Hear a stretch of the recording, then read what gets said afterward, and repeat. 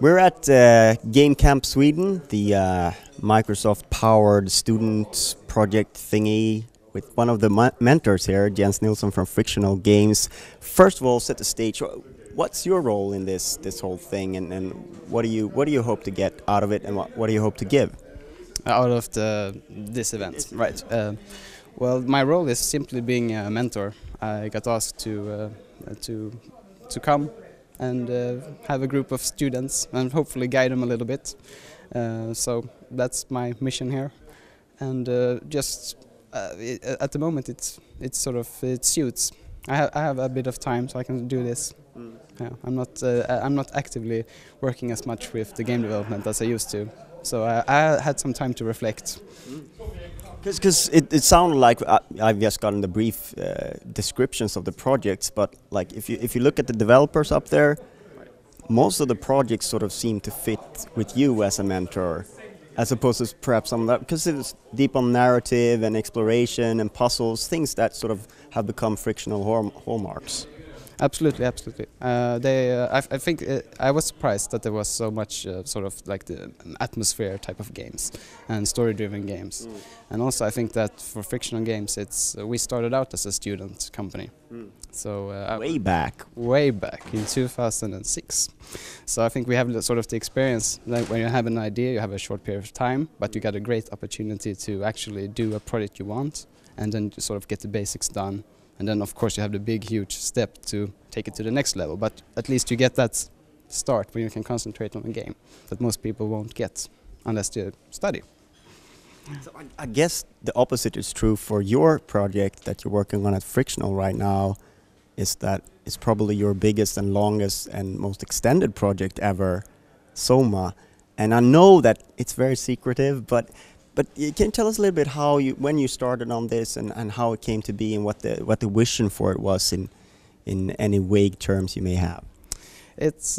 We started Soma in 2010, just before we finished Amnesia, our previous horror game, and it was basically Thomas and I. We met in Thomas is the second co-founder of Frictional Games, and we met in the park in Helsingborg. And I said, Thomas, I've been thinking, shouldn't we make a game that's underwater? And he was, oh, yes, my God, I've been thinking the same thing. We should make a game underwater because no one has made a game underwater. So basically the original idea was to make a sort of horror science fiction game that takes place underwater. And then we've been working with it ever since. And it's the only project that the company has been working for almost 5 years now. So it's been a long process. We do our own technology as well, so it's been lots of new technology, lots of new editors to work with for all the artists and the programmers, and the whole it's a very huge step up from our previous games when it comes to content and just what sort of game it is compared to it's the same. It's a horror game that we always do, of course, but it's much more a much larger world to explore, and much more attention to all the details. Yeah. So, and in that sense, you have been sitting back a little bit, because of course there is a new Amnesia that's come out that the Chinese room helped you. Also, you supervised the Chinese room or something like that. Actually, it was just an idea that since we had success with Amnesia, you sort of noticed that, okay, so we have a success, but we have this big idea of a game that we want to make, and it's going to take 5 years. And we can't just stay out. We can go away for 5 years and then come back. Hello, here we are. We have a new game. So we just had, okay, so we actually have the finances to do one more project, but we don't want to grow as a studio to make one other project. But maybe we could actually ask someone if they want to do an Amnesia game. And then we first thought of the Chinese room, because we personally like what the Chinese room has done with the Restor, for example.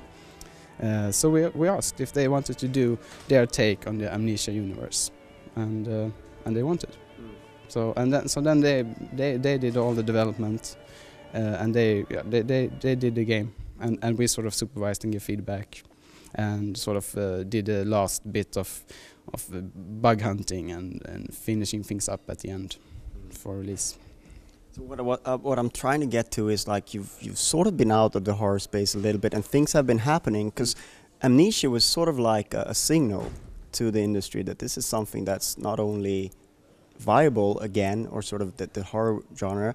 Of course, you made the Penumbra games before that, was sort of in the background, but Amnesia sort of blew it all up, right, in a larger scale. What do you think of the years that have passed since, and the games that have come out? And there's quite a few horror games now that sort of walk similar paths as Amnesia.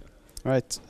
Well, we do think a little bit that if we remove Amnesia from like the history of games, then probably the number of horror games out now and the sort of horror games that is coming, they would maybe not have come out. So we definitely feel that we achieved something that was not just making a horror game, but actually making a game that's a lot of people enjoyed, and not just to play, but also to watch. Since the whole big let's play explosion, which for us, our game, when we released the game, it started out well, and then it sort of went quite well, and then the whole let's play thing happened, and then everything, and it went great. So it's a great game to scream to, right? Yeah, it is. So, I mean, all the time that you've been working on Soma, and we talked about this before here, that you sort of pulled a little stunt with the announcement, and that you were sort of giggling in your studio about what people thought of the game and what it was all about. But was it only to tease, or was there something else, some other point to presenting it the way you did from the beginning? It wasn't to tease, so as such, but no, it was definitely sort of like we start telling people what the game is, that it's a science fiction game, and sort of like the mood and the setting. But since there are other horror games coming out, we didn't sort of want to reveal everything, or sort of what makes the game unique. So we sort of kept the whole underwater part, haven't mentioned it at all. And then sort of just last week, or maybe 2 weeks ago, we revealed that it's not a science fiction space game thing. It's a science fiction underwater thing instead. So. And then everyone thinks Jules Verne. Is that an inspiration? Yeah, possibly, maybe a little bit. No, there's not. I mean, no. I think the biggest if we take sort of like movie inspirations, then of course you have The Sphere, is a typical, and what's it called? The Abyss. I mean, those are sort of movie inspirations for it. Yeah. And we're not revealing anything about the story by saying that. But is water just atmosphere, or is it gameplay as well? How do you sort of what do you think? What is water to Soma? At the water, it's actually one. Of course, there's sort of a unique aspect that you're underwater and you sort of have different types of physical behavior on the objects. Since we have, we always have like the physical interaction is very important in our games. But that's sort of like just a minor thing. The big thing originally was that if we take the horror games that we have, it's always like corridors and places where you sort of sneak and you hide from enemies. But you always have that sort of, you can go into a corner and you're sort of, I know my back is safe, so I can always watch this. And then we said, well, if you're underwater, you can sort of just stand on the ground and you have nowhere to sort of hide or know where the sort of horror is coming from. So we get a totally unique sort of horror build-up thing we can work with. So you're slow and you have to have oxygen and right, yeah.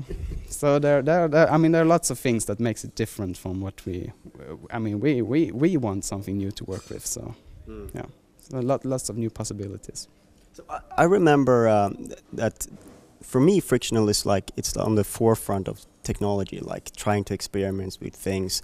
What do you think of VR and haptics, like the Steam controller? What kind of roles do you think that those can play in something like Soma? I think we have been. I mean, we did do a haptic version of the Penumbra games way back, and before it was cool. Yeah, before it was cool, and I mean it works great. It's sort of fun.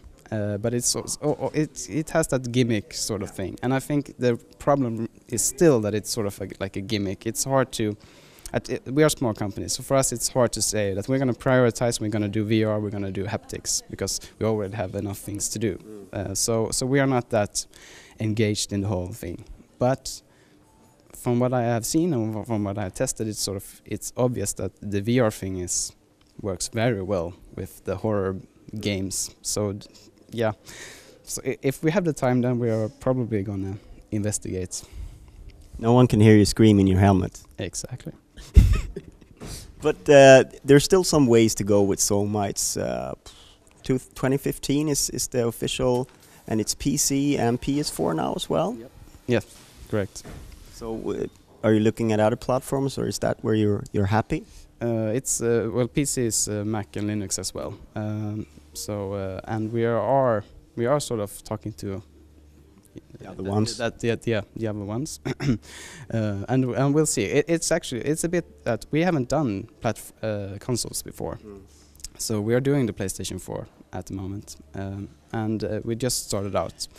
So it's basically that we need to sort of know how much work is it to do a console game, and when we sort of know how much we have to, how much time it takes, then we might sort of like look into, can we add maybe another console? But at the moment it's like one console is enough for testing. And that leads me to my next question, because I remember Frictional was a very small studio, just a couple of guys, 3 guys, and maybe 4 or 5 guys later on. Yeah. But how many are you today? Today we are 15. Right. So as really small. Last week, I think. Yeah.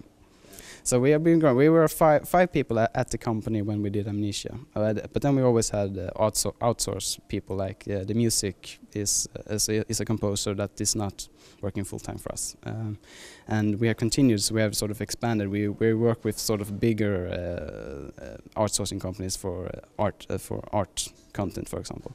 But then we have been growing slowly and slowly. Each year, maybe 1 more, 2 more, and it's not because we sort of want to grow. It's not. We don't want to be a big studio. We don't want to grow to be able to, earn more money or that sort of thing. It's sort of we grow because we have to, since we have the idea, and then we sort of notice that we need another programmer. And if you have another programmer, then you're sort of like, okay, but now we have too many programmers, so maybe we should just add an artist, because then you can make really cool stuff with the new technology that we got. Yeah, and so on. And it just keeps sort of rolling. Snowballing. Yeah, no way. But this is a size that you're comfortable with now, and this is, I think this is the maximum. It's if when you come up to maybe 10 people, you sort of start to get to the point where not everyone can be a game developer any longer. You sort of have to organize and you get all the new positions. That's not so much about being a game developer and administration and paperwork. Yeah, and I wonder who's the administration guy? I don't know. Well, yeah, it's me. So yeah, I used to be a game developer and it was great. All right. I think that's a fitting way to end this interview. Thank you so much. Thank you.